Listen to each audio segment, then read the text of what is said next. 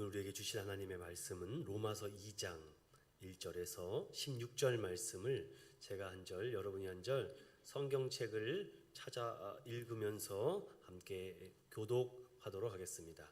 로마서 2장 1절부터 16절 말씀까지입니다. 제가 먼저 읽겠습니다. 그러므로 남을 판단하는 사람아, 누구를 막론하고 내가 핑계하지 못할 것은 남을 판단하는 것으로 내가 너를 정죄함이니 판단하는 내가 같은 일을 행함이니라. 이런 일을 행하는 자에게 하나님의 심판이 진리대로 되는 줄 우리가 아노라. 이런 일을 행하는 자를 판단하고도 같은 일을 행하는 사람이 내가 하나님의 심판을 피할 줄로 생각하느냐?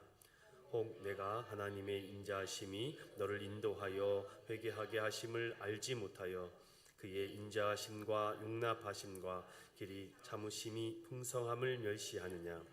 다만 내 고집과 회개하지 아니한 마음을 따라 진노의 날 곧 하나님의 의로우신 심판이 나타나는 그날에 임한 진노를 내게 쌓는도다. 하나님께서 각 사람에게 그 행한 대로 보응하시되 참고 선을 행하여 영광과 존귀와 썩지 아니함을 구하는 자에게는 영생으로 하시고 오직 당을 지어 진리를 따르지 아니하고 불의를 따르는 자에게는 진노와 분노로 하시니라. 악을 행하는 각 사람의 영에는 환난과 곤고가 있으리니 먼저는 유대인에게요 그리고 헬라인에게며 선을 행하는 각 사람에게는 영광과 존귀와 평강이 있으리니 먼저는 유대인에게요 그리고 헬라인에게라. 이는 하나님께서 외모로 사람을 취하지 아니하심이라. 무릇 율법 없이 범죄한 자는 또한 율법 없이 말하고 무릇 율법이 있고 범죄한 자는 율법으로 말미암아 심판을 받으리라. 하나님 앞에서는 율법을 듣는 자가 의인이 아니요 오직 율법을 행하는 자라야 의롭다 하심을 얻으리니 율법 없는 이방인이 본성으로 율법의 일을 행할 때에는 이 사람은 율법이 없어도 자기가 자기에게 율법이 되나니 이런 이들은 그 양심이 증거가 되어 그 생각들이 서로 혹은 고발하며 혹은 변명하여 그 마음에 새긴 율법의 행위를 나타내느니라. 곧 나의 복음에 이른 바와 같이 하나님이 예수 그리스도로 말미암아 사람들의 은밀한 것을 심판하시는 그 날이라. 아멘. 아침에 또 수고하고 또 준비한 우리 어린이 주일, 지금 많은 교회들이 코로나로 인해서 어린이 행사들을 감소하거나 하지 못하거나 줌 인터넷 유튜브 상으로 하고 있는데, 그래도 이렇게 잘 준비해 주시고 우리 어린이들이 행복해하는 모습, 또 이렇게 많은 선물을 또 갖고 가는 모습을 보니까 옛날 생각도 많이 나고 참 좋았습니다. 여러분들 우리 인천은영교회 미래는 우리 주일학교에 있는 줄로 믿습니다. 제가 잠시 기도하겠습니다. 거룩하신 하나님, 하나님의 은혜 아니면 무엇을 말할 수가 있겠습니까? 주님의 은혜 아니면 아무것도 말할 자격이 없습니다. 우리 사랑하는 어린이 주일을 맞이하여 하나님께 몸과 마음과 찬양과 율동으로 영광 돌린 우리 사랑하는 주일학교 한 영혼 한 영혼을 기억하여 주시옵시고, 아버지 다음 미래를 준비하며 아버지께서 쓰시고자 하는 그 큰 그릇들 되어서 하나님 정치, 경제, 사회, 문화, 여러 문화의 종교계까지 다 우리 귀한 어린이들이 쓰임받을 수 있도록 주님 붙잡아 주시옵소서. 수고하는 선생님들이 있습니다. 지혜와 명철을 허락하여 주셔서 헬런 켈러를 만든 설리반 선생님과 같은 그 마음으로 한 영혼에게 아버지 귀한 복음을 잘 증거하여 아버지 이 복음이 떠나지 않도록 하나님 생명줄로 붙잡아 주시옵소서. 감사드리며 걸어가신 예수님의 이름으로 기도드리옵나이다. 아멘. 우리 자분들과 이렇게 인사합시다. 복음만이 우리를 이기게 합니다. 복음만이 우리를 승리하게 합니다. 복음만이 죄를 이기게 합니다. 네, 우리가 이런 믿음의 고백이 알지만 자주 이렇게 번복하며 반복함으로 인해서 우리의 믿음이 자꾸 이렇게 성장해 간다는 것을 우리의 고백을 통해서 알게 됩니다.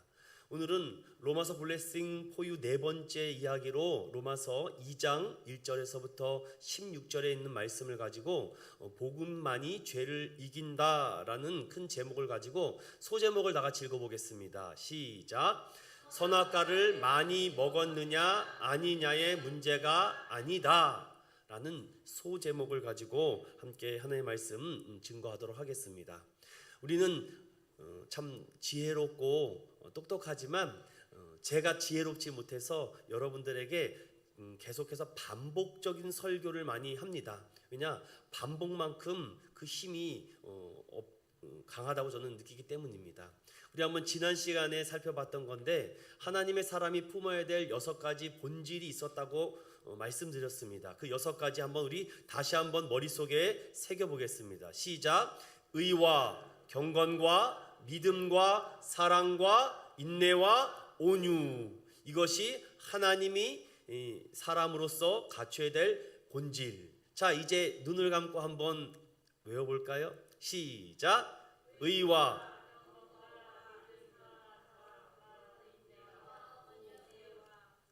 네, 좋습니다.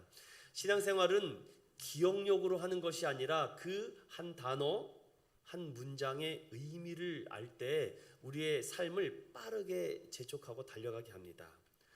그래서 이 복음 속에 숨겨진 이 사랑을 우리가 알게 되면은 4가지로 제가 우리 반응이 나타난다. 하나님을 알고자 하고 하나님을 기쁘고 영광 돌리려고 하며 죄악에서 우리를 보호해주고 항상 감사와 기쁨이 넘치게 된다라고 말씀드렸습니다. 그래서 지난 시간에 1장을 전체적으로 우리가 한번 묶어서 다시 한번 정리해 보면 사도 바울이 로마시에 살고 있는 성도들에게 하나님의 복음이 무엇인지 그 복음을 부끄러워하지 마십시오. 여러분과 저는 복음의 빚진 자이기 때문입니다. 하지만 우리는 이 세상에서 살고 있기 때문에 아직 죄인의 몸을 입고 있습니다. 그러므로 이것을 벗어나고 이기기 위해서 반드시 우리 안에 있는 이 이면의 죄, 내 안에 있는 이 죄인 불경건의 4가지를 항상 조심해야 됩니다. 우리가 하나님을 알만한 것들로 모든 자연 만물에 하나님을 보이셨는데 그 창조주를 거부하거나 하나님이 있어야 될 자리에 내가 주인이 되고자 하거나 아니면 하나님을 다른 세상의 모든 것을 형상으로 숭배하거나 아니면 그것을 왜곡하여 어지럽게 했을 때 하나님은 그렇게 삶을 살고자 하는 자들에게는 이렇게 마음대로 정욕대로 욕심대로 내버려 둔다. 그 내버려 뒀을 때 나타내는 죄가 있는데 그것이 불의다. 대표적으로 도덕적, 성적 타락과 우상의 형상이 굉장히 많아진다라고 했습니다. 그런데 우리가 이 죄의 문제를 불의에만 너무 제한시켜서 우리가 도덕적인 문제, 성적인 문제에 대한 것만 해결하면은 다 완벽하게 의롭게 된다라고 생각하지만 성경은 그렇게 말하고 있지 않습니다. 우리 죄의 몸은 아무리 공부를 많이 하고 윤리 도덕적으로 더 선하게 살고 어떤 종교처럼 머리를 빡빡 깎고 산속으로 들어간다고 해서 그 가르침을 따라 경건의 모양에 이를 수가 없다. 더 나아가 경건의 능력을 찾을 수가 없다. 그러므로 이 불의의 문제는 죄에 대한 결과이기 때문에 그 죄의 뿌리를 해결해야 되는데 그 뿌리가 바로 불경건의 모습이다. 내 안에 창조주 하나님을 거부하고 있진 않는가? 하나님이 있어야 될 그 주인의 자리에 내가 있지 않는가? 또한 하나님이 싫어 다른 것을 만들어 그것을 하나님이라고 믿고 있진 않는가? 하나님을 왜곡하는 이 선천적인 우리의 잘못된 속성의 문제를 해결해야 된다라고 말씀드렸습니다. 그래서 아무리 이렇게 도덕적 윤리적인 문제를 해결하려고 해도 우리 안에 있는 이면의 죄인 불경건, 즉 하나님이 하나님 되심에 대해서 우리가 인정하고 고백하지 않으면 아무리 해도 새 사람이 되기 어렵다라고 말씀드렸습니다. 이것이 지난 시간까지 제가 1장을 정리를 5분 동안 해드린 것입니다. 다 이해되셨죠? 네, 어디 가서 누가 복음을 물어보면 제가 지금 5분 동안 말한 것처럼 얘기하면 됩니다. 아시겠죠? 여러분, 어렵지 않습니다. 저는 진전과 반복입니다. 설교는요, 진전과 반복입니다. 계속 돌아갑니다. 그래서 오늘은 어떻게 이 말씀을 조금 더 나눠보고자 하는 가운데 이 상황을 좀 잘 이해하셔야 됩니다. 우리가 이 말씀을, 왜 이 말씀이 기록되어 있는지 시대적 역사적인 배경을 이해하지 못하면 이 로마서가 어렵습니다. 여러분, 갑자기 너무 이렇게 딱딱한 얘기를 하면은 이해가 안 돼요. 그래서 저는 이것을 최대한 그 2000년 전의 상황 속으로 들어가서 그때 그 사건이 오늘날 나에게 어떻게 접촉되고 또한 어떻게 접붙여지는가, 그럼 나는 그때 그 사건과 하나님의 말씀을 통해 나는 오늘 어떻게 하나님의 자녀로 살아갈 것인가, 그 부분을 함께 살펴보고자 합니다. 여러분, 엘리베이터 한 번씩은 다 타보셨죠? 엘리베이터에 보면은 요즘은 많이 없는 것 같은데 예전에는 꼭 그 문구가 있었습니다. 억지로 열지 마세요. 그래서 엘리베이터 문을 억지로 열다가 잘못하다가 큰 대형 사고가 일어나지 않습니까? 동일합니다. 엘리베이터는요, 억지로 여는 것이 아니라 버튼을 누르면은, 때가 되면은 그 충수에 맞게 문이 열리는 것입니다. 그런데 우리가 너무 급한 나머지 빨리 문을 열고자 하는 마음이 있습니다. 동일합니다. 목사님이 말하는 저 로마서의 복음의 진리를 나도 좀 저렇게 목사님처럼 술술술 막 말했으면 좋겠는데, 나는 정말 어떻게 앞뒤도 안 맞고 논리적으로 말도 못하겠고 누가 물어보면은 잘 설명도 못하겠게. 여러분, 억지로 열지 마세요. 억지로 열면은 다칩니다. 그래서 그냥 제가 앞으로 로마서 강해를 16장까지 할 때 그냥 들으시면 됩니다. 듣다 보면은요, 언젠가 나에게 맞는 상황과 나에게 부딪히는 어떤 것들이 여러분에게 진리가 될 줄로 믿습니다. 억지로 열지 마세요. 여러분, 문을 두드립니다. 그러면은 여러분, 잠겨 있는 문을 여는 방법이 두 가지가 있죠. 첫 번째 방법은 어떤 방법이 있습니까? 그렇죠. 문을 안에서 열어주면 됩니다. 그리고 또 하나 방법이 뭐예요? 그렇죠. 내가 갖고 있는 열쇠를 가지고 돌려서 풀면 됩니다. 아주 간단한 진리죠.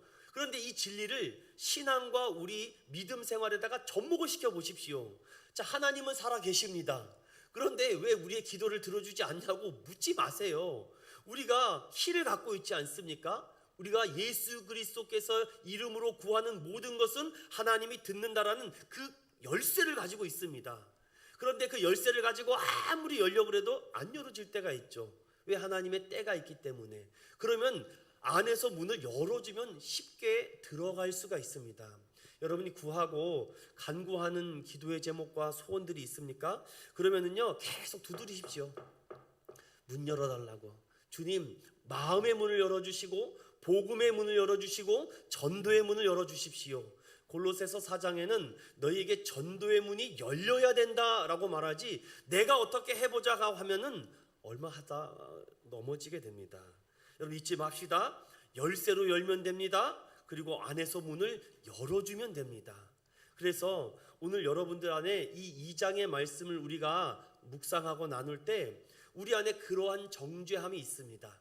그래도 창세기를 잘 배운 어린이들이나 우리 성인분들은 그 아담과 하하가 선악과를 따먹어서 이렇게 죄인이 됐다, 이 정도까지는 너무나도 잘 아는데, 오늘날 이 사람들이 왜 이렇게 타락하고 왜 이렇게 사람들이 선하고 도덕적이고 깨끗한 사람들이 드물까? 나름대로 교회에서 배운 티를 낸다고 그건 선악과를 많이 따먹어서 그래. 선악과를 한 개만 먹어도 되는데 10개 20개를 먹다 보니까 욕심도 있고 뭐 이것도 있고 저것도 있고. 그런데 제가 말하는 그 결론은 선악과 나무를 많이 먹었냐 적게 먹었냐의 문제가 아닙니다. 오늘 이 로마서 2장의 말씀은 그것이 아닙니다. 즉, 누가 천국문 앞에 설 자인가?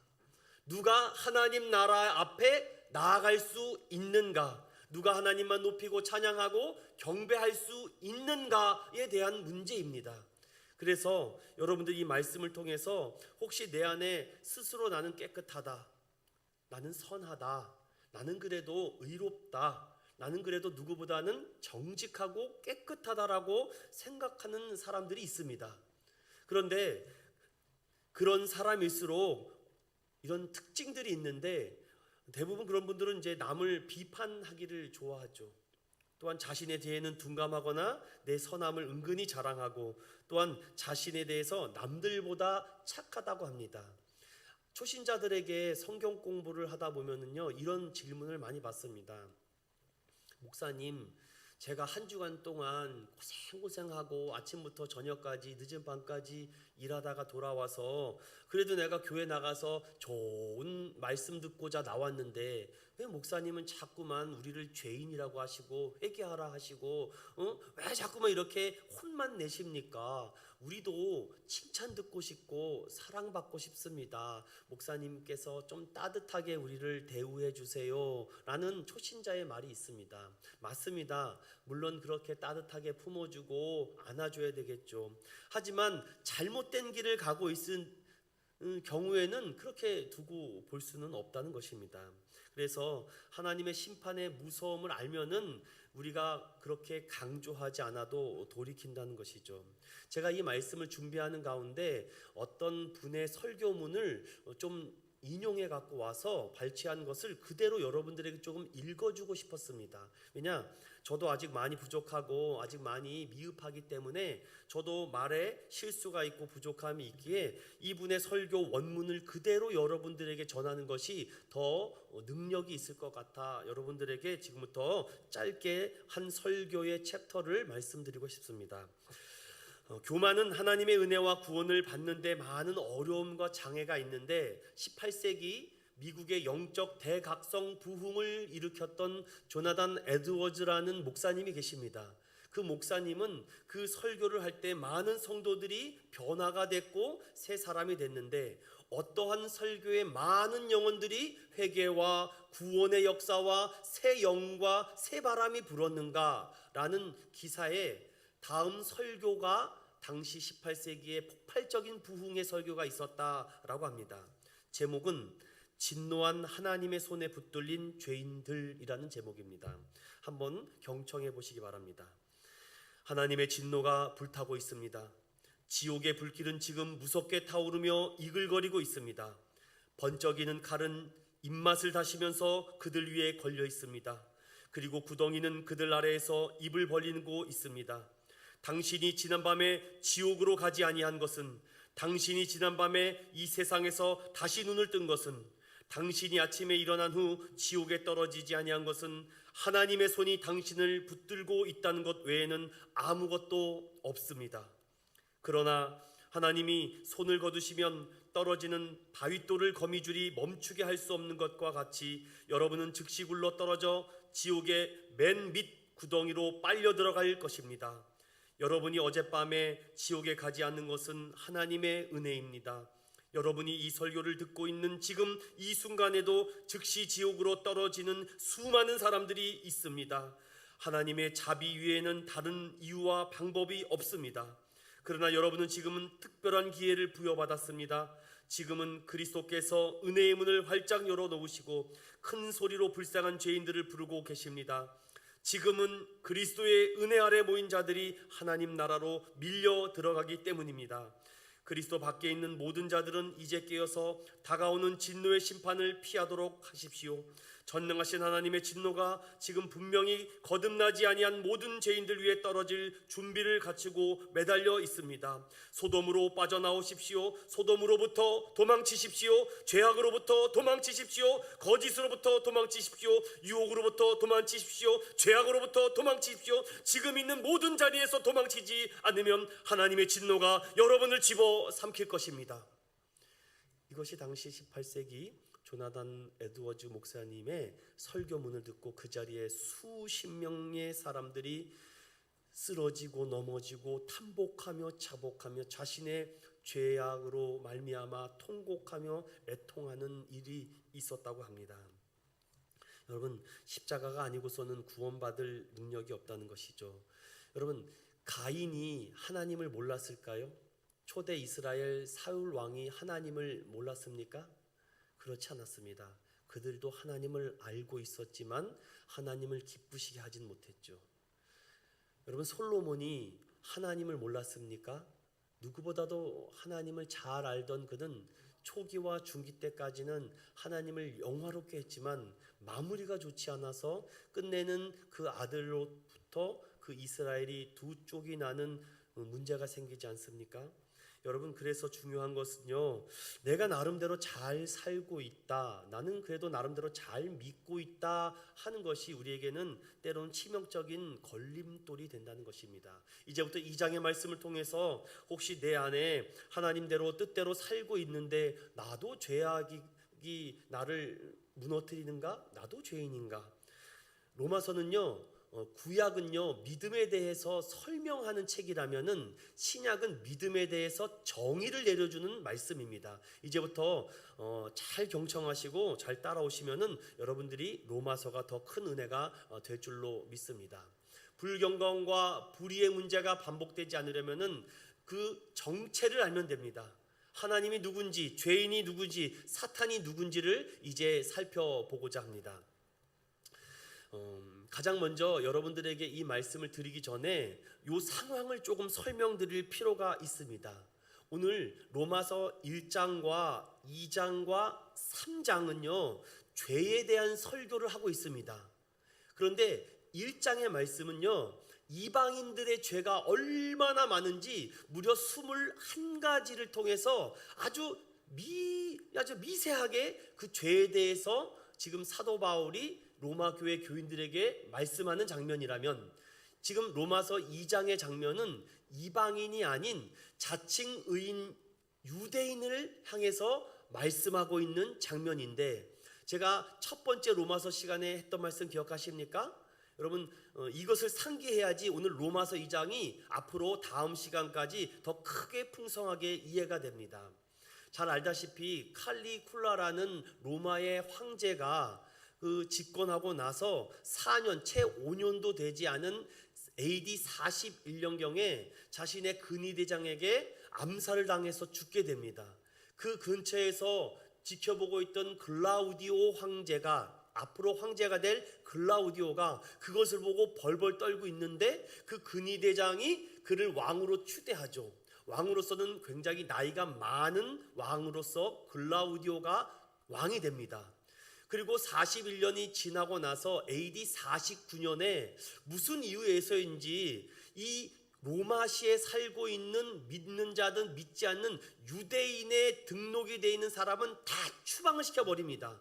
이것이 사도행전에 나와 있던 얘기였었는데 과거에는 이 얘기가 많이 핍박을 당했습니다. 그런데 로마시에 있는 역사학자의 책이 발견되면서 글라우디오가 로마시에 있는 유대인들을 추방했던 말씀이 사실로 2000년 전 역사가 드러났습니다. 그래서 글라우디오가 49년에 다 추방시키고 나니까 당시 로마시에 예배를 인도하고 찬양을 인도하고 기도를 인도했던 많은 유대인들이 예루살렘으로 떠나게 됩니다.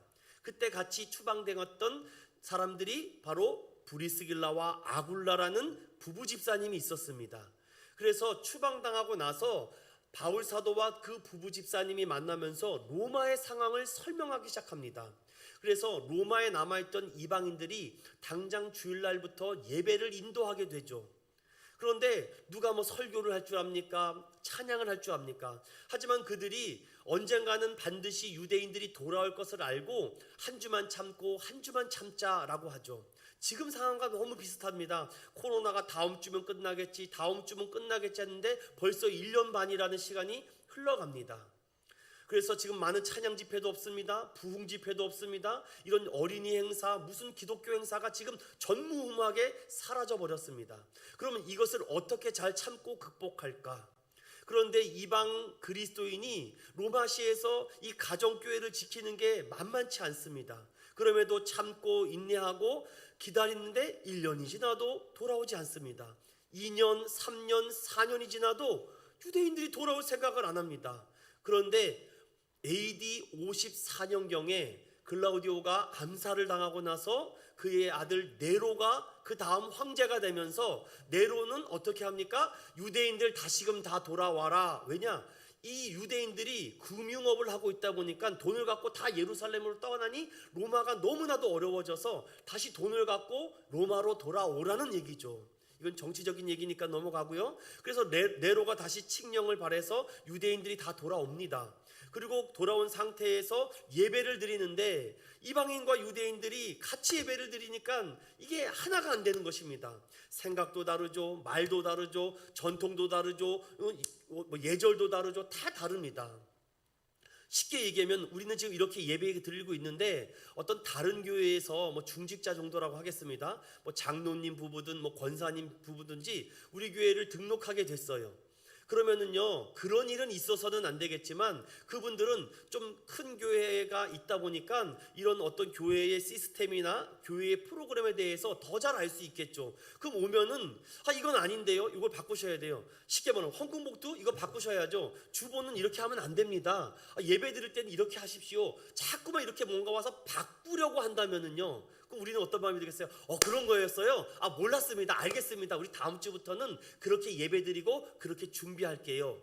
그럴 수 있을 것 같습니까? 어렵습니다. 굉장히 마음이 힘들어집니다. 내가 이 교회 주인인데 어디서 갑자기 나타나가지고서는 감나라 배나라 해. 그 마음이 우리가 열려지지가 않습니다. 이것이 엄청나게 어려운 일입니다. 제가 왜 이런 말씀을 드리냐면 앞으로 인천은ion교회가 그런 문제로 갈등이 올 것입니다. 그런 문제에 갈등이 올 때 우리가 얼마나 넓은 믿음의 포부로 그것을 안고 갈 수 있느냐, 이런 문제 때문에 교회 안에 많은 성도들 간의 갈등이 많습니다.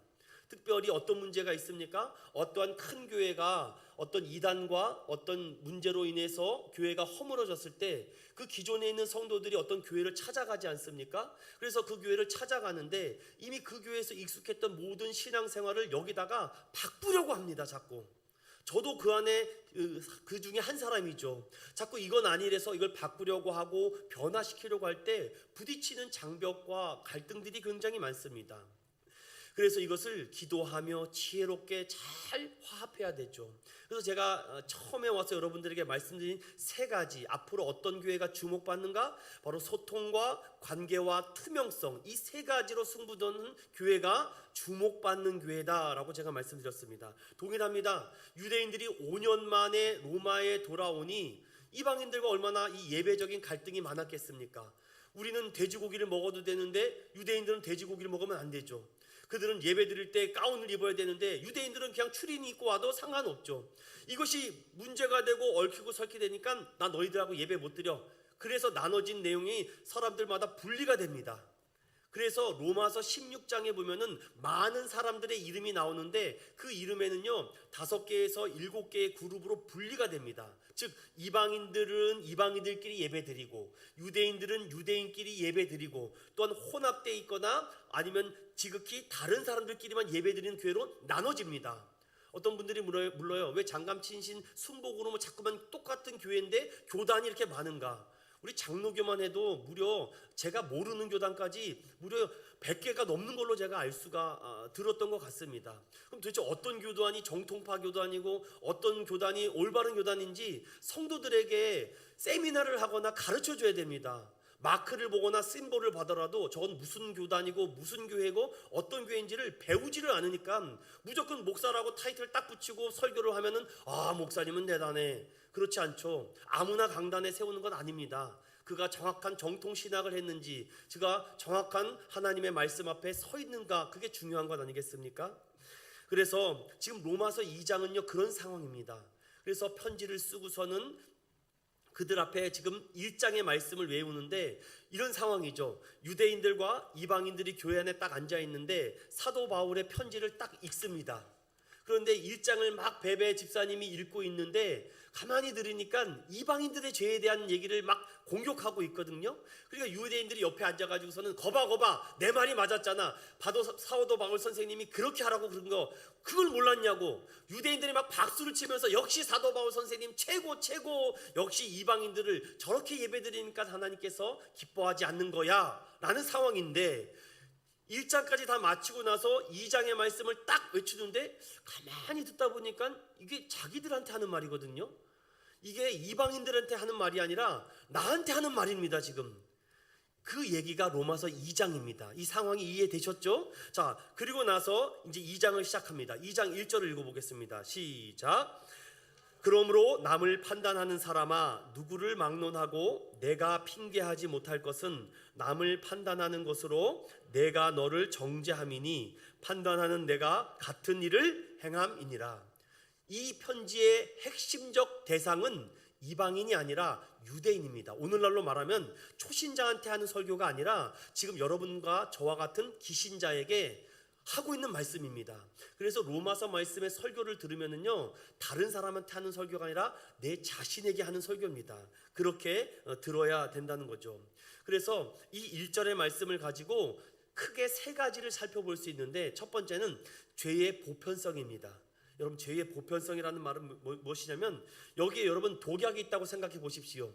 근데 내가 믿음이 좋고 나이가 많고 나이가 어리다 그래서 이 독약을 먹으면은 나이가 많은 사람은 안 죽습니까? 여러분, 나이가 어린 사람은 독약 먹으면은 뭐 금방 죽고 안 죽습니까? 아니죠. 죄의 보편성이라는 것이 바로 이것입니다. 죄를 지으면 누구나 죄인이 되고 누구나 죄의 신분이 된다, 이런 말씀입니다. 오늘 이 문제는 죄가 크든 작든 그것이 문제가 아니라, 선악과를 많이 따먹었냐 적게 따먹었냐의 문제가 아니라, 작든 크든 보이는 죄를 지었던 사람은 이방인이었지만 너희들은 보이지 않는 죄를 짓는 유대인들 아니냐, 이것을 지금 말하고 있습니다. 즉 무슨 말이냐면, 유대인들은 바로 영적 종교적인 죄를 짓고 있으면서 누구 보고 이래라 저래라 말하지 말라라는 것이죠.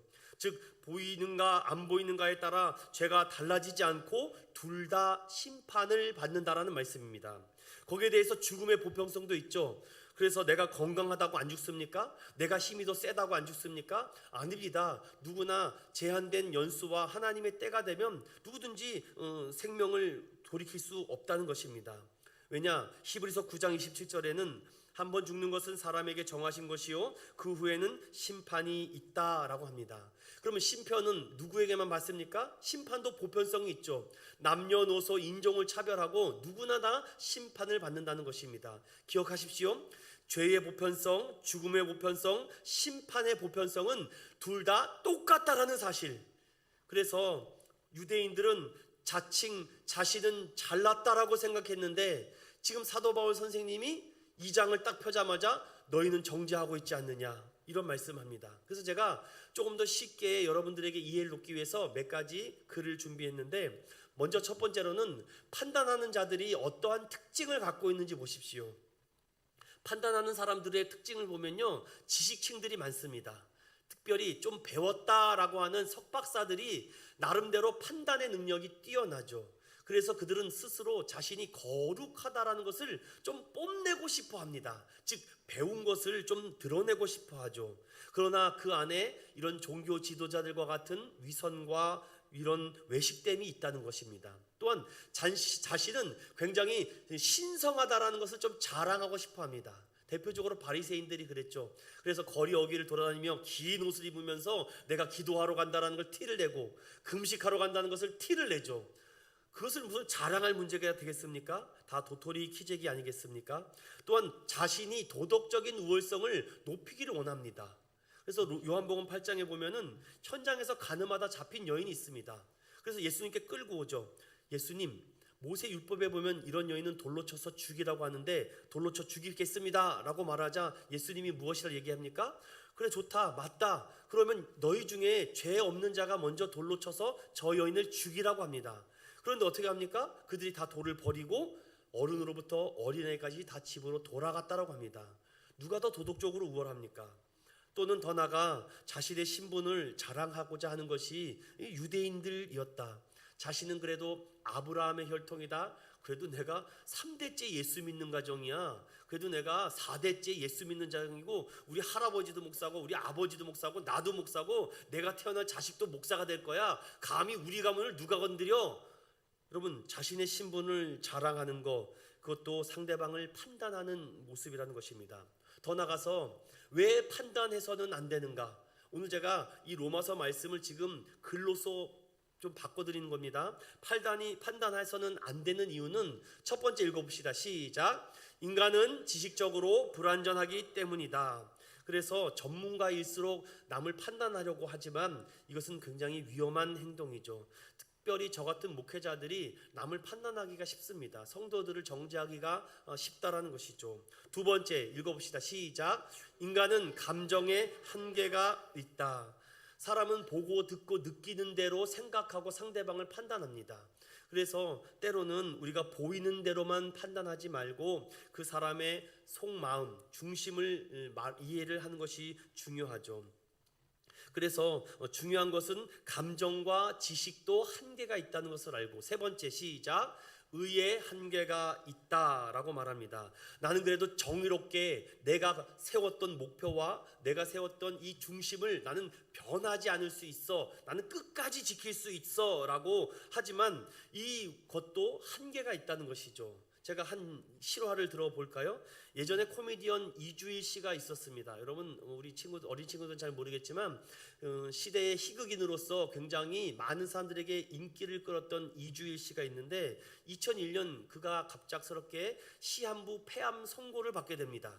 그러므로 인해서 투병하면서 사명하기 전에 그는 금연 홍보대사를 하면서 많은 사람들에게 말하기 시작합니다. 여러분 금연하십시오, 금연하십시오. 그런데 아십니까? 월드컵이 있었던 2002년 늦은 여름에 정말 조용히 숨을 거두게 됩니다. 그러면서 그가 병상에서 마지막으로 던진 유언과도 같은 말씀이 있는데 이런 얘기를 합니다. 담배는 독약입니다 라고 그는 숨을 거뒀다고 합니다. 많은 사람들이 이주일 씨의 그 광고와 그 홍보를 통해서 많은 사람들이 금연을 하게 됐고 그 열풍으로 인해서 전국적으로 금연 열풍이 일어났는데 얼마 지나지 않아서 나도 해보겠어, 나도 결단 해보겠어 라고 했지만 그게 얼마 끝나지 않아 열풍으로만 끝나고 말았다고 합니다. 그래서 지금은 어떻게 이것이 많이 변했습니까? 담배가게 그런 폐암으로 인해서 죽었던 사람들의 사진을 첨부하게 되었고 담배값이 올라가게 되었고 그리고 현재는 공공장소에서 흡연 시 과태료를 물게 하는, 그리고 공공장소에서는 흡연을 하지 못하게끔 하는 정치적 제도가 생겼습니다. 그래서 이런 문제를 봐도 우리가 아무리 정의를 세운다고 해도 그것이 작심삼일이고 얼마 가지 못합니다. 여러분 이 비흡연자가 폐암으로 인해서 사망하는 경우도 굉장히 많이 있다고 할 정도입니다.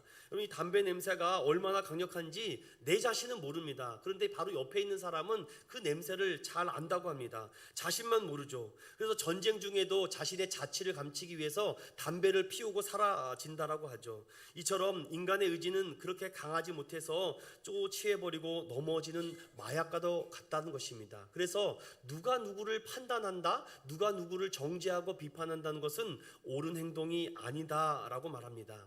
여러분 부메랑 아시죠? 부메랑. 저도 옛날에 부메랑을 한번 날려봤는데 부메랑을 이렇게 해서 세게 확 돌리면은요, 그 부메랑은요 돌아왔다가 다시 누구한테 옵니까? 나에게 돌아옵니다. 그래서 내가 뱉었던 말, 내가 어떤 행동들, 내가 심었던 묻은 것들은 부메랑 효과가 돼서 다 나에게 돌아옵니다. 그래서 우리 무엇보다도 자신이 지금 무엇을 심고 있는지 말과 행동과 항상 내 말들을 조심하는 이 부메랑 효과를 잊지 말아야 된다고 합니다. 그래서 이제 앞으로 제가 로마서 2장 6절부터 11절까지 말씀을 드릴 건데 이 6절부터 11절의 말씀은 다음과 같은 내용이 담겨져 있습니다. 그렇다면은 하나님 누구를 심판하실 것입니까? 누구를 심판하십니까? 라는 내용이 담겨져 있습니다. 자, 첫 번째로 어떤 방법으로 심판합니까? 1번 읽어보겠습니다. 시작. 진리에 따라서 하나님은 심판한다라고 말씀합니다. 여러분 6절을 다 같이 읽어보겠습니다. 5절 먼저 읽어보겠습니다. 5절 시작. 다만 내 고집과 회개하지 아니한 마음을 따라 진노의 날 곧 하나님의 의로우신 심판이 나타나는 그 날에 임할 진노를 내게 쌓는도다. 자, 하나님의 심판은 피할 자 없다. 하나님의 심판은 반드시 임하는데 그 심판을 받는 그 대상과 방법은 첫 번째 진리에 따라서 집단적으로 심판하는 것이 아니라 개별적으로 심판한다라고 합니다. 자, 이제 제 말을 잘 이해하셔야지만 놓치지 않습니다. 로마서는요, 한 절 한 문장이라도 놓치게 되면은 잘못되기 때문에 그렇습니다. 자, 하나님의 심판의 방법은 진리에 따라서 심판한다라고 하는데, 진리가 무엇입니까? 바로 구원이죠. 바로 잘못된 구원관으로 인해서 타인의 힘이라도 이용하여 자신의 구원을 받겠다라고 생각하면은 그건 큰 오해고 오산입니다. 자, 하나님은 진리에 따라서 심판한다라고 하는데, 제가 실례를 들어보겠습니다. 어저께 예훈이가 저한테도 물어봤던 내용이라서 제가 다시금 좀 정리하는 시간이 됐는데, 마틴 루터가 얼마나 캐톨릭의 탁월한 윤리적, 도덕적, 종교적으로 탁월한 신부여 사제입니까? 그 누구도 루터가 그 나름대로 정말 거룩하게 살려고 무릎으로 계단을 올라갔던 사람입니다. 여러분, 두 다리로 계단을 올라가도 힘들어 죽겠는데 무릎으로 계단을 그 수십 개 되는 계단을 올라가서 그 자신의 죄와 타락을 씻고 싶어서, 그럼에도 불구하고 내가 의인이라는 생각이 안 듭니다. 그가 그리고 나서 어떤 문제로 고민하게 됐냐면, 당시 성 베드로 성당을 건축하는 그런 큰 일을 교황이 맡게 됐는데, 이것을 어떻게 짓고자 하니까 돈이 많이 필요하지 않습니까? 그래서 당시 많은 성도들에게 이 성 베드로 성당을 건축하기 위한 자금 모금을 위해서 나름대로 종교 지도자들이 아이디어를 냅니다. 야, 어떻게 하면 돈을 거둘 수 있을까? 어떻게 하면 성도들에게 헌금을 더 낼 수 있을까라고 고민하던 차에, 우리 면죄부를 만들자. 면죄부를 만들어서 이것을 팔아서 우리 부족한 건축 자금을 한번 모으자라고 부패한 종교자들이 비진리를 가지고 하나님의 영광을 나타내려고 하고 있습니다. 그런데 여러분, 그때 상황이 어떤 상황입니까? 이 기독교의 암흑기도 같은 그 시대에 이 교황이 이런 선포를 합니다. 사랑하는 여러분, 지금부터 여러분들에게 천국행 티켓을 판매하겠습니다. 이 티켓을 사기만 하면 여러분들의 부모가 예수 믿지 않고 죽었더라도 다 지옥에 있다가 천국에 들어갈 것입니다. 여러분, 이 면죄부만 사시면 됩니다. 그러자 사람들이, 내가 불효였고 부모님 살아계셔네, 진짜 소고기 한 건 내가 못 걷어들었는데, 글쎄 교회에서 면죄부 사면은 지옥에 가 있는 부모님이 천국 간대. 야, 우리 당장 재산 다 팔아서 빨리 지금이라도 효하자. 또 알아, 내 자손이 내 후손들이 나를 위해서 그렇게 해줄지. 그러고 나니까 사람들이 너도 말고 면죄부를 사기 시작합니다. 그런데 이것이 어느 정도 적당히 했어야 되는데, 이 교황과 종교 지도자들이 너무 분에 넘쳐서 돈을 너무 많이 뜯어버린 것입니다. 과하게 배가 터져버린 것이죠. 그것을 옆에서 누가 보고 있었습니까? 마틴 루터가 그것을 보고, 이건 아닌데, 이건 진리가 아닌데. 여러분, 어떤 자식이라도 부모가 지옥에서 아우성치며 살려달라고 하는 그 꿈만 꾸더라도 어떻게 하면 내가 부모님에게 지금이라도 효를 행할까? 면죄부가 있다는데 뭘 못하겠습니까, 여러분? 이것은 진리가 아닙니다. 비진리입니다. 여기에 현혹돼 가지고서는 옛날에 심청인가요? 고향미 상배성만 드리면 아버지의 눈을 뜨게 할 수 있다라는 그런 이야기가 과거에만 있는 것이 아니라 지금도 그렇게 있습니다. 청담동에 가면 1억 원짜리 구슬하면은 잡기가 떠나가고 앞기가 떠나간다고 해서 1억 원짜리 구슬하는데 아까워하지 않는 사람들이 얼마나 강남에 많이 살고 있는지 아십니까? 우리 그리스도인이 정말 이러한 소식에 귀 기울일 필요가 없습니다. 진리라 지니 진리가 너희를 자유케 한다라는 이 복음의 말씀만 여러분에게 남기를 축원드립니다. 또 두 번째로 하나님께서 이렇게 얘기합니다. 6절 시작. 하나님께서 각 사람에게 그 행한 대로 보응하시되. 여러분, 하나님은 어떻게 심판합니까? 행위에 따라서. 내가 행하고 내가 그한 그대로 하나님은 심판하겠다. 그럼 여러분, 아주 단순하게 이렇게 얘기를 드려보겠습니다. 내가 누군가를 무시했어요. 그럼 그 무시한 행동에 따라서 하나님이 나를 심판하고, 누군가의 내가 나가라고 하는 지옥에 나가라라고 저주를 했어요. 그러면 하나님은 그 행한 그대로 나에게 저주가 임한다라고 합니다. 자, 여기에서 많은 그 신학자들의 얘기가 부딪힙니다. 예수 믿으면은 다 구원을 받는다는데, 그럼 여기는 행위 구원에 대한 얘기를 하는 것이 아닌가? 지금 중요한 것은 그것이 아니라 어떤 얘기를 합니까? 그 다음 여러분 7절과 8절만 보겠습니다. 시작. 참고 선을 행하여 영광과 존귀와 썩지 아니함을 구하는 자에게는 영생으로 하시고, 오직 당을 지어 진리를 따르지 아니하고 불의를 따르는 자에게는 진노와 분노로 하시리라. 정말 용기 있는 사람은요 스스로 칼을 뽑아서 나가지만요 대부분 사람들은 혼자 잘 못합니다. 그래서 뭘 해요? 당을 짓죠. 호남, 영남, 부울경 해서 당을 짓고 지역을, 혈연을, 학연을 만들어서 합세해서 여론몰이라고 일을 합니다. 여러분, 당을 짓는 것이 왜 잘못된 일이라고 얘기합니까?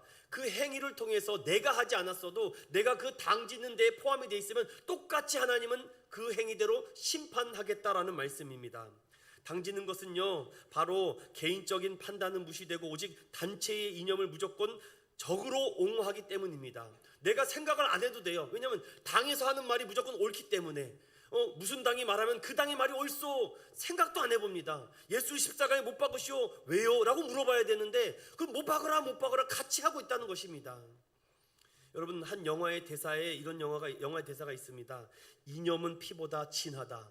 여러분, 이념이 얼마나 무서운지 아십니까? 아무리 혈연지간이라도 사상 반동군자면요 총사시켜버립니다. 북한은요 이렇게 이념이 무섭습니다. 그래서 예수 믿는 사람을 못 꺾는 이유가 무엇입니까? 예수 사상을 꺾을 수가 없기 때문입니다. 이념 차이로 여러분 전쟁이 난다는 거 잊지 마십시오. 최근에 전쟁 영화나 드라마를 보면요 대부분 물자 전쟁입니다. 정말 그 나라에 치명적인 무기가 있어서 전쟁을 치르는 것 같은데 막상 가보면은 그런 무기가 없거든요. 그래서 억지로 무기가 있다라고 만들죠. 중요한 것은 사람이 행한 그대로 갚으시는 심판의 방법이다라는 것을 잊지 마십시오. 세 번째, 시작. 양심의 법에 따라서, 하나님은 양심의 법에 따라서 심판하는데, 여러분 11절 다 같이 읽어봅니다. 시작. 그래서 외모로 사람을 취하지 아니하심이라. 이 말씀에 대표적으로 사무엘상 16장에 하나님께서 두 번째 왕을 세울 때 사무엘이 기름을 가지고 이새의 집으로 갑니다. 그런데 그곳에 가니까 너무 멋쟁이 아들들 3명이 딱 기다리고 있죠. 야, 이 정도면은 다음 두 번째 왕이 될 자격이 있어 라고 기름을 부으려고 하니까 하나님이 막으시죠. 사무엘아, 사무엘아, 내가 지금 엉뚱한 일을 하고 있다. 사람의 외모나 신정을 보지 말거라. 나는 이미 그를 버렸다. 내가 보는 것은 사람과 같지 않고 나 여호와는 중심을 보신다 라고 합니다. 최근 오디션 프로그램에 보면은요 특히 노래하는 프로그램이 되게 많습니다. 트로트, 발라드 뭐 여러 가지 등등등. 근데 최근에 들어와서 오디션 프로그램이 바뀐 게 무엇입니까? 바로 블라인드 테스트를 한다는 것입니다. 내가 상대방의 외모나 스펙이나 학력을 전혀 보지 않고 단순히 노래하는 거 하나만 보는 것입니다. 그 사람이 뭐 어떻게 되는지 묻지도 않아요. 노래를 잘하냐 못하냐, 탁월하냐 탁월하지 못하느냐, 그걸로 사람을 뽑습니다. 맞는 말 아닙니까 여러분? 그걸 보고 뽑아야지 그 사람이 누구 가정이고 무슨 가문이고 이걸 왜 봅니까? 그러다 보니까 다 편파적인 심판의 결과로 나타내서 문제가 생기지 않습니까? 여러분, 다윗은요 내세울 게 아무것도 없습니다. 하지만 그는 광야와 들판과 목동에서 양을 치면서 오직 하나님만을 경배하고 찬양했다는 것, 하나님은 그 중심을 보셨다는 것을 여러분 꼭 기억하시기를 바랍니다. 자, 끝으로 이 심판의 표준을 여러분들 좀 기억해야지만 되겠습니다. 오늘 마지막으로 제가 드리고 싶은 말씀은 바로 이것입니다. 여러분, 기억해야 될 것이 무엇입니까? 하나님의 심판의 방법은 진리에 따라서 심판한다. 그리고 행위에 따라서 심판한다. 그리고 그 양심의 법에 따라서 심판한다 라고 말합니다. 그래서 여러분 먼저 2장 16절을 마지막으로 읽어보겠습니다. 시작. 곧 나의 복음에 이른 바와 같이 하나님이 예수 그리스도로 말미암아 사람들의 은밀한 것을 심판하신 그날이라. 자, 다윗이 자기의 충신 우리아를 정말 사망의 구렁텅이에 빠져서 죽게 만들고 나서 그 아내를 취하지 않습니까? 그리고 그 아내를 간통하여서 자신의 아이를 임신하게 합니다. 그래서 우리아를 비참하게 죽게 하고 아무도 모르게 하죠. 그리고 1년이라는 시간이 흘러가죠. 10달이라고 하겠습니다. 아이가 출산하는 게 10달 정도의 시간이 들고 나서 아이를 출산하고 났는데 하나님은 누구를 보내십니까? 다윗 왕에게 나단을 보내십니다. 나단 선지자를 보내서 그 다윗 왕 앞에 이런 재미난 얘기를 하지 않습니까? 왕이시여, 어떤 사람이 양 99마리가 있는데 한 마리 가진 가난한 농부의 양을 뺏었습니다. 어떻게 해야 됩니까? 라고 묻습니다. 그러자 다윗 왕이 펄떡대면서 당장에 그놈을 잡아들여 엄벌에 처해서 벌하라. 그런데 나단 선지자가 무엇이라고 얘기합니까? 그 사람이 바로 당신입니다. 당신입니다. 카운터 펀치를 한번 날려버리는 것이죠. 그런데 사울왕과 다윗 왕의 차이점은 무엇입니까? 사울왕은 그렇지 않다, 나는 안 그랬다라고 뻔뻔하게 나섰지만 하나님은 다윗은 어떻게 합니까? 그 자리에서 옷을 찢어가며 통곡하며 내가 죄인입니다 라고 말합니다.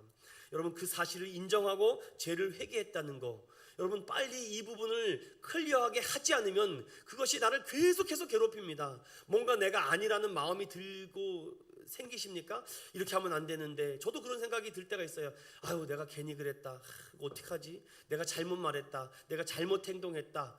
여러분, 그러면 빨리 돌이키시면 됩니다. 제가 심판의 표준에 대해서, 하나님은 사울을 심판했지 다윗을 심판하지 않았습니다. 사울왕의 가문은 점점 망해가는데 다윗의 가문은 점점 흥해갔다는 거. 왜 그렇습니까? 사울은 돌이키려고 하지 않았지만 다윗은 돌이켰다는 것입니다. 자, 그래서 두 번째 이 말을 여러분 기억하며 함께 기도하며 나아가고 싶습니다. 2번 읽어봅니다. 시작. 율법을 아는 자는 율법으로, 모르는 자는 자연과 양심으로, 믿는 자는 믿음이 심판의 표준입니다. 여러분, 이제 명확하게 잘 정의를 내리셔야 돼요. 아, 저 사람은 하나님도 모르는데 어떻게 하지? 그럼 저 사람은요, 하나님이 이미 만들어 놓으신 이 자연과 양심으로 심판하십니다. 그리고 유대인들 같이 하나님의 율법과 모세 율법을 잘 아는 사람들은 그 율법만 지키다가 율법으로 심판하십니다. 그러나 저와 여러분들은 믿음으로 구원받지 않았습니까? 그래서 그 믿음을 끝까지 지켜야 되는 것입니다. 그 믿음을 지켰냐 안 지켰냐가 마지막 심판의 표준이 되는 것입니다. 여러분, 이해되셨습니까? 이제 그래서 복음만이 우리를 죄를 이기게 하는 것이지, 복음이 아닌 다른 것을 가지고 우리를 아무리 감추려고 해도 감춰지지 않는다. 그래요, 나는 그런 사람입니다, 나는 그런 사람입니다, 나는 그런 사람입니다라고 빨리 거기서 도망쳐야 됩니다. 하나님의 진노와 칼날이 내 목에 딱 들이대고 있는데 모르고 있습니다. 나만 모르죠. 하나님의 진노의 칼끝이 나를 향해서 정확히 찌르고 있는데 모르고 있죠, 나만. 그런데 옆에 가서 나단 같은 사람이 한번 툭 던지면은 오히려 뻔뻔하게 아주 안 그렇다라고 말하죠. 여러분, 냄새가 납니다. 냄새를 숨길 수는 없습니다. 여러분, 내 마음의 양심을 숨길 수는 없습니다. 그래서 율법을 아는 자는 율법으로 하나님은 심판하시고, 모르는 자는 자연과 양심법으로 심판하고, 믿는 저와 여러분은 하나님이 이 믿는 심판의 표준이 된다는 것을 잊지 마십시오. 그래서 여러분, 우리 그렇게 함께 기도합시다. 교회에서 중요하고 놓치지 말아야 될 것은, 교회의 이름이 유명해지면 안 됩니다. 우리가 이름만 들면 유명한 교회 이름 있지 않습니까? 왜 교회 이름이 유명해져야 됩니까? 저는 이런 기도 제목이 있어요. 하나님, 인천은현교회가 유명해지고 싶진 않습니다. 그러나 인천은현교회를 통해서 새로운 생명과 구원의 역사와 복음의 진리가 이 교회를 통해서 나타났다는 것은 증거되고 싶습니다. 교회 이름이 유명해지면 뭐합니까? 그 안에 텅텅 비고 정말 텅 빈 신자들과 텅 빈 마음들만 가득하고, 정말 믿음이 없어서 훅 한번 불어버리면 와장창 무너지는 그런 성도들만 있다면 그건 더 이상 핏값으로 세운 교회가 아니지 않습니까? 우리는 오늘 이 말씀을 통해서 하나님이 하나님 되심을 고백해야 됩니다. 그러므로 선악과를 많이 먹었냐 적게 먹었냐를 우리 논하지 말고, 내가 지금 하나님의 진리 앞에 나의 행함과 나의 양심과 자유가, 나의 믿음이 하나님 앞에 온전히 서 있는가, 오늘 그 믿음의 표준을 가지고 믿음으로 승리하고, 오늘도 이 말씀을 통해서 겉과 속이 다르지 않고, 혹시 내 안에 그런 잘못된 고집이 있으면은 꼭 기억하시고, 오늘은 핵심은 우리의 생각으로 심판하는 것이 아니라 우리의 행위로 하나님은 심판한다라는 거 꼭 기억하시고, 오늘도 한 주간도 믿음으로 승리하며 오늘 복된 하나님의 말씀을 통해서 진리 안에 거하는 저와 여러분 되시기를 예수님의 이름으로 축원드립니다.